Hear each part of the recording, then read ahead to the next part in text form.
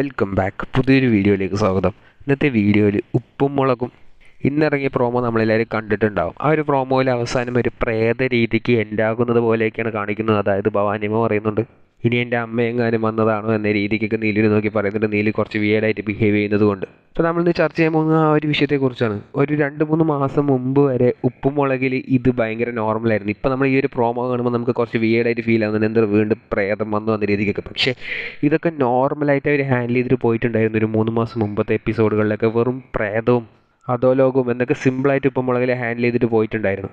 അതായത് 2 മാസം മുമ്പത്തെ എപ്പിസോഡുകളിൽ ഉപ്പുമുളകിൽ കുറേ പ്രേതങ്ങളെ ഇൻട്രൊഡ്യൂസ് ചെയ്ത് വെച്ചിട്ടുണ്ടായിരുന്നു. അതായത് ഹൈമോദിയെ പോലത്തെ തന്നെ ഒരു പ്രേതവും കുറച്ച് 2-3 ചെറിയ പ്രേതങ്ങളും പിന്നെ ഒരു അജ്ഞാത ക്യാരക്ടറും എന്ന രീതിക്ക് കുറേ പ്രേതത്തിൻ്റെ എപ്പിസോഡുകൾ മാത്രം ഉണ്ടായിരുന്നു.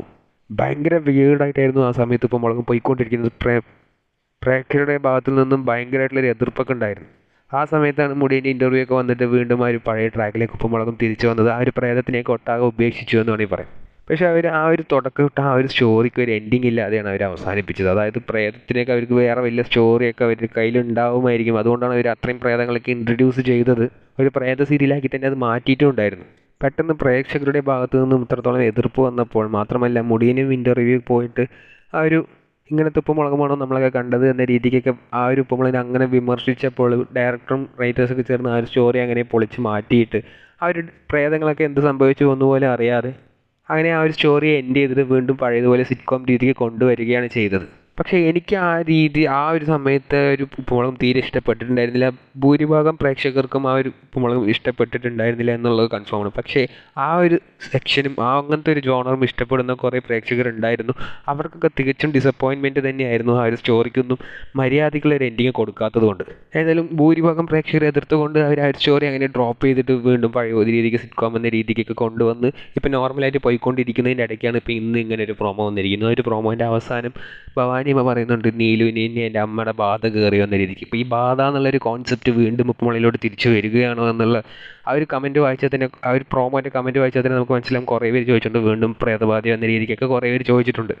അവർക്കുള്ളൊരു മറുപടി ആയിട്ട് നമ്മൾ ഇന്ന് വന്നിരിക്കുന്നത്, ഒരിക്കലും ഇനി ഉപ്പുമുളകും ആ ഒരു പഴയ ട്രാക്കിലേക്ക് പോകില്ല എന്നുള്ളത് കൺഫേമാണ്. കാരണം അത് അത്രത്തോളം പ്രേക്ഷകർ വെറുത്തിരുന്ന ഒരു എപ്പിസോഡുകൾ തന്നെയാണ്. അതായത് ഒട്ടും ഉപ്പുമുളകിൽ നിന്നും ചേരാത്ത ഒരു വേറൊരു, അത് എന്ത് ജോണറാണെന്ന് പോലും എഴുതുന്നവർക്ക് പോലും മനസ്സിലാവാത്ത രീതിക്കായിരുന്നു അത് എടുത്തുകൊണ്ടിരുന്നത്. കാരണം കുറച്ച് ആക്ഷൻ സീൻസ് വരും, കുറച്ച് ഫൈറ്റ് വരും, കുറച്ച് അധോലോകം പോലത്തെ വെടിവെപ്പും വെട്ടും കുത്തും കൊലപാതകമൊക്കെ വരും, ഇടയ്ക്ക് കുറച്ച് പ്രേതം വരും. അപ്പോൾ ഇത് എല്ലാ ജോണറും വരും കൂട്ടിക്കുഴച്ച രീതിക്കായിരുന്നു ആ സമയത്തുള്ള ഉപ്പുമുളകും ഉണ്ടായിരുന്നത്.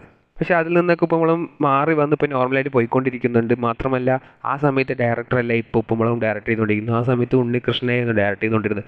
ഇപ്പോൾ രാജേഷ് തലച്ചെറിയാണ് ഡയറക്റ്റ് ചെയ്തുകൊണ്ടിരിക്കുന്നത്. അപ്പോൾ അതിൻ്റെ ഒരു മാറ്റം എന്തായാലും ഇതിലുണ്ടാവും. ഇനി ഒരിക്കലും ആ ഒരു പ്രേത ട്രാക്കിലേക്ക് ഉപ്പുമുളകും തിരിച്ചു പോകില്ല എന്നുള്ളത് കൺഫേമാണ്. ഇന്നത്തെ എപ്പിസോഡിലും വേറെ രീതിക്ക് അത് ഉണ്ടാക്കാനേ സാധ്യതയുള്ള ഒരു പ്രേത ട്രാക്കിൽ ഉണ്ടാകാൻ സാധ്യതയില്ല എന്നുള്ളതാണ് നമ്മൾ പറയാൻ ഉദ്ദേശിക്കുന്നത്. നിങ്ങൾക്ക് ഉപ്പുമുളകും ഒരു പ്രേത സീരിയലായിട്ട് കാണാനാണോ അല്ല നോർമൽ സിറ്റ്കോം രീതിക്ക് കാണാനാണോ ഇഷ്ടം എന്നുള്ളത് കമൻറ്റ് ബോക്സിൽ രേഖപ്പെടുത്തുക. കൂടുതൽ ഇതുപോലത്തെ ഉപ്പുമുളകും അപ്ഡേറ്റ് അറിയുവാനായി ഈ ചാനൽ സബ്സ്ക്രൈബ് ചെയ്യുക.